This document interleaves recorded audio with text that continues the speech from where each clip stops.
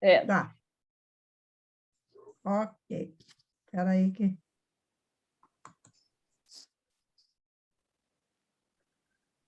Pode ir, Consolação.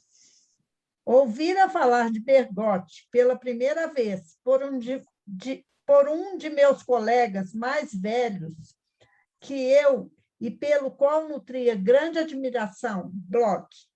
Ao me ouvir falar de minha admiração pela noite de outubro, dera uma risada estridente como um clarim e dissera: desconfie de sua predileção bastante baixa pelo senhor de Musset. É um gagá dos piores e uma besta sinistra. Devo confessar, aliás, que ele e até o chamado Racine fizeram cada um único verso bem ritmado e que tem para mim o que, a meu ver, é o mérito supremo, o valor de não significar coisa alguma. São estes: La Branche Olozone e La Branche Camiré, e La Fille de Minos e de Passipé. Vi-os citados em favor destes dois malandros em um artigo do meu muito querido mestre, o tio Leconte, agradável aos deuses imortais. A propósito, eis aqui um livro que não tenho tempo de ler agora, que parece, é recomendado por esse sujeito imenso. Disseram-me que considera o autor, o senhor de Bergotte, um gagá dos mais sutis, e, embora ele dê provas, às vezes, de indulgências bem inexplicáveis, sua palavra para mim é um oráculo de Delfos. Portanto, leia estas prosas líricas e se o gigantesco formador de ritmos que escreveu Bhagavad e Levrier de Magnus falou a verdade. Você há de gozar, meu caro mestre, as alegrias do néctar do Olimpo. Foi com um tom sarcástico que me pedira que o chamasse de caro mestre, e assim também me chamava. Mas, na verdade, achávamos um certo prazer nesse jogo, estando ainda próximos da idade em que se acredita infundir vida àquilo que se nomeia. Infelizmente, conversando com Bloch e pedindo-lhe explicações, não pude diminuir a perturbação em que ele me lançara ao me dizer que os belos versos, a mim, que deles não esperava mais que a revelação da verdade, seriam tanto mais belos se não significasse absolutamente nada. Com efeito, Bloch não foi mais convidado a nos visitar. A princípio, fora bem acolhido. É verdade que meu avô sustentava que todas as vezes que eu me ligava mais estreitamente a um colega do que aos outros e o levava à nossa casa, tratava-se sempre de um judeu, o que por si só não lhe desagradaria até seu amigo Swan. Até seu amigo Swan era de origem judaica, se não lhe parecesse que eu não o escolhia, geralmente, dentre os melhores. Assim, quando eu trazia um novo amigo, era bem raro que não se pusesse a cantarolar. Ó Deus dos nossos pais, da Joave ou então Israel, rompe as tuas cadeias, sem a letra, é claro, Tilatã, Latã, Talim. Mas eu temia que meu colega conhecesse a música e recordasse a letra. Antes de os ter visto, bastava que lhes ouvisse o nome, o qual muitas vezes nada tinha de particularmente judeu, para que adivinhasse não só a origem judaica dos meus amigos que o eram de fato, mas até o que pudesse haver, às vezes, de desagradável em suas famílias. E como se chama o teu amigo que vem esta tarde? Dumont, vovô. Dumont? Ah, estou desconfiado. E cantava Arquesfete Bonigard, Veillez Saint-Trevé e Saint-Brouilly. e depois de nos fazer com habilidade algumas perguntas mais precisas, gritava: em guarda, ou se era próprio paciente já chegado, a quem forçara, sem que este soubesse, por um interrogatório disfarçado, a declarar suas origens. Então, para nos mostrar que não tinha quaisquer dúvidas, contentava-se em nos encarar, cantorolando imperceptivelmente. De ce timide israélite, quae vulgideis le pas, ou champ paternal Hebron dus Valais, ou ainda, oui, je ne suis de la race Eloé. Essas pequenas manias de meu avô não implicavam qualquer sentimento de malquerença em relação a meus colegas. Porém, Bloch havia desgostado a minha família por outras razões. Principiara por aborrecer meu pai, que, vendo-o molhado, lhe dissera com simpatia: mas, senhor Bloch, que tempo está fazendo? Será que choveu? Não estou entendendo nada, pois o barômetro indicava tempo bom. E obtivera apenas esta resposta: Senhor, não posso lhe dizer absolutamente se choveu. Vivo tão decididamente fora das contingências físicas que meus sentidos não se preocupam em me notificá-las. Mas, meu pobre filho, é um imbecil esse teu amigo, dissera meu pai quando Bloch se foi. Como? Não pode sequer me dizer que tempo está fazendo? Mas, se não há nada mais interessante, é um idiota.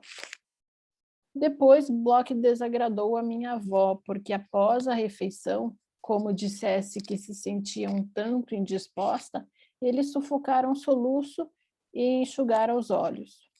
Como queres que tenha sido sincero, disse ela, se não me conhecia, então é um doido. E, por fim, descontentar a todos, pois, tendo vindo almoçar com 1h30 de atraso e coberto de lama, em vez de se desculpar, havia dito: não me deixo influenciar nunca pelas perturbações da atmosfera, nem pelas divisões convencionais do tempo. Reabilitara de bom grado o emprego do cachimbo de ópio e do crismalaio, mas ignoro o desses instrumentos mais perniciosos, e, além disso, rasamente burgueses, o relógio de pulso e o guarda-chuva. Apesar de tudo, ele poderia ter voltado a Combray. Entretanto, não era o amigo que meus pais desejassem para mim.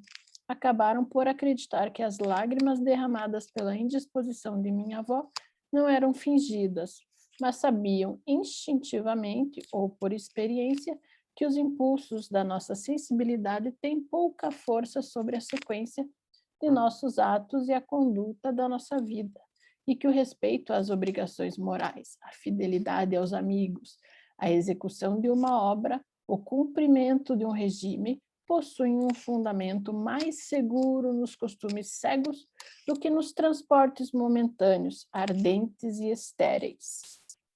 Para mim, teriam preferido companheiros que não me dessem mais do que é estipulado doar a seus amigos, conforme as regras da moral burguesa, que não me enviariam inesperadamente um cesto de frutas por terem, nesse dia, pensado em mim com ternura, mas que, não sendo capazes de fazer inclinar em meu favor a balança exata dos deveres e das exigências da amizade por um mero impulso da imaginação e da sensibilidade, também não o falseariam em detrimento meu. Nem mesmo as nossas falas desobrigam com facilidade de tudo o que nos devem tais naturezas. De quem minha tia-avó era o modelo, ela que, rompida há muitos anos com uma sobrinha com quem jamais falava, nem por isso modificou seu testamento, no qual lhe deixava toda a sua fortuna, pois a sobrinha era a sua mais próxima parenta e aquilo lhe era devido. Mas eu gostava de Bloch. Meus pais queriam me agradar e os problemas insolúveis que eu colocava a propósito da beleza desprovida de significado dos versos relativos à filha de Minos e de Pasífae me cansavam muito mais e me deixavam mais angustiado do que eu teriam feito novas conversas com ele, embora minha mãe as considerasse perniciosas. E o teriam recebido ainda em Combrais, se após aquele jantar, depois de me dizer, notícia que mais tarde teve muita influência sobre minha vida, fazendo-a mais feliz e depois mais infeliz, que todas as mulheres só pensavam no amor e que não haveria uma só cuja resistência não fosse possível vencer. Não me houvesse assegurado ter ouvido dizer, da maneira mais certa, que minha tia-avó tivera uma juventude de aventuras e fora sabidamente sustentada. Não pude deixar de repetir suas palavras a meus pais e eles lhe fecharam as portas quando voltou. E, quando a seguir o encontrei na rua, comportou-se com extrema frieza para comigo. Mas a respeito de Bergotte, havia dito a verdade. Nos primeiros dias, como ocorre com uma área de música que nos arrebatará, mas que ainda não percebemos, não descobri o que devia amar tanto no seu estilo. Não conseguia deixar o romance dele, que estava lendo, mas julgava-me interessado exclusivamente no assunto, como nos primeiros momentos do amor, em que a gente vai todos os dias encontrar uma mulher em alguma reunião, em algum espetáculo, e achamos que o que nos atrai ali é a diversão. Depois, comecei a reparar nas expressões raras, quase arcaicas, que ele gostava de empregar em certos trechos, onde uma vaga escondida de harmonia, um prelúdio interior, agitavam-lhe o estilo. E era também nesses momentos que ele se punha a falar do sonho vão da vida, da torrente inesgotável das belas aparências, do tormento estéril e delicioso de compreender e de amar, das emocionantes efígies que enobrecem para sempre a venerável fachada encantadora das catedrais. Quando exprimia para mim toda uma filosofia nova através de imagens maravilhosas, das quais se poderia dizer terem elas mesmas despertado esse canto de harpas que então se elevava e a cujo acompanhamento dava um algo de sublime. Uma dessas passagens de Bergotte, a terceira ou quarta que isolei do restante, deu-me uma alegria inexprimível, que não saberia comparar com a primeira, uma alegria que experimentei numa região mais profunda de mim mesmo, mais unida, mais vasta, de onde os obstáculos e as separações pareciam ter sido removidos. E que, reconhecendo então o mesmo gosto pelas expressões raras, essa mesma efusão musical, essa mesma filosofia idealista que já tinha sido em outras ocasiões, sem que de tal eu me desse conta, a causa de meu prazer, não tive mais a impressão de estar na presença de um trecho especial de um determinado livro de Bergotte, traçando na superfície do meu pensamento uma figura puramente literária, e sim do trecho ideal de Bergotte, comum a todos os seus livros e ao qual todas as passagens análogas que com ele se vinham misturar teriam dado uma espécie de espessura de volume com o qual o meu espírito parecia engrandecer-se. Não era o único admirador de Bergotte. Ele também era o escritor predileto de uma amiga da minha mãe, por sinal bastante letrado. Por fim, para ler o seu último livro publicado, o Dr. de Bourbon fazia os clientes esperarem. E foi do seu consultório e de um parque vizinho de Combray que se evolaram algumas das primeiras sementes desta predileção por Bergotte, tipo tão raro à época, hoje espalhado universalmente, e de que se encontra por toda parte na Europa, na América e até mesmo na aldeia mais insignificante, a flor ideal e comum. O que a amiga de minha mãe, e também segundo parecia o Dr. de Bourbon, amavam nos livros de Bergotte era, como eu, esse mesmo fluxo melódico, essas expressões antiquadas, algumas outras mais simples e conhecidas, mas as quais, pelo lugar onde as punha em evidência, pareciam revelar de sua parte uma predileção especial. Enfim, nas passagens tristes, um certo acento brusco, quase rouco, e sem dúvida ele mesmo devia sentir que ali estavam os seus pontos mais atraentes. Pois nos livros que se seguiram, Se encontrasse alguma grande verdade ou o nome de uma catedral célebre, ele interrompia a narrativa e, numa invocação, numa apóstrofe, numa longa oração, dava livre curso a esses eflúvios que, em suas primeiras obras, eram interiores à sua prosa, revelados apenas nas ondulações da superfície, talvez ainda mais suaves, mais harmoniosos, quando assim cobertos, não sendo possível apontar de forma exata onde nascia e onde expirava o seu murmúrio. Tais trechos, nos quais ele se comprazia, eram os nossos trechos preferidos. Eu os sabia de cor. Ficava desapontado quando retomava o fio da narrativa. Toda vez que me falava de algo cuja beleza até então me fora oculta, Pinheirais, Granizo, a Notre-Dame de Paris, a Thalie, a Fedra, fazia numa imagem essa beleza explodir até mim. Assim, sentindo quantas partes havia no universo, que a minha percepção incompleta não poderia distinguir se ele não as pusesse a meu alcance. Gostaria de ter uma opinião sua, uma metáfora sua sobre todas as coisas, sobretudo acerca daquelas que eu mesmo tivesse ocasião de ver e, entre essas, especialmente sobre antigos monumentos franceses e certas paisagens marítimas, porque a insistência com que os citava em seus livros provava que os tinha como rico de significado e de beleza. Consolação. Infelizmente, eu ignorava a sua opinião sobre quase todas as coisas.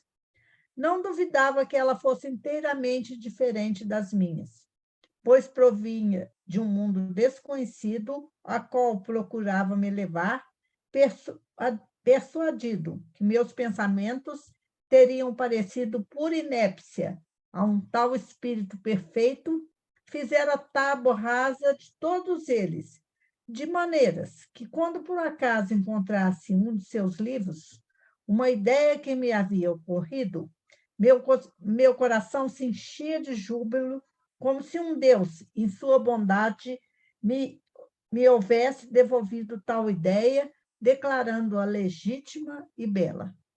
Ocorria, às vezes, que uma página sua dizia as mesmas coisas que eu escrevia frequentemente à noite à minha avó e à minha mãe, quando não conseguia dormir, se bem que essa página de Bergotte desse a impressão de uma coletânea de epígrafes para serem colocadas à testa de meus escritos. Mesmo mais tarde, quando comecei a escrever um livro, certas frases, cuja qualidade não era bastante para me decidir a continuá-lo, encontrei-lhes o equivalente em Bergotte. Mas somente então, quando li-as nas suas obras, é que podia desfrutá-las, quando era eu quem as compunha, preocupado que elas refletissem exatamente aquilo que meu pensamento desejava exprimir. Não fazer semelhante, tinha muito tempo para perguntar a mim mesmo se o que estava escrevendo era tão agradável. Mas, na verdade, eu só amava, de fato, esse tipo de frases, esse gênero de ideias. Meus inquietos esforços, descontentes, eram eles mesmos, um sinal de amor, de um amor sem prazer, mais profundo.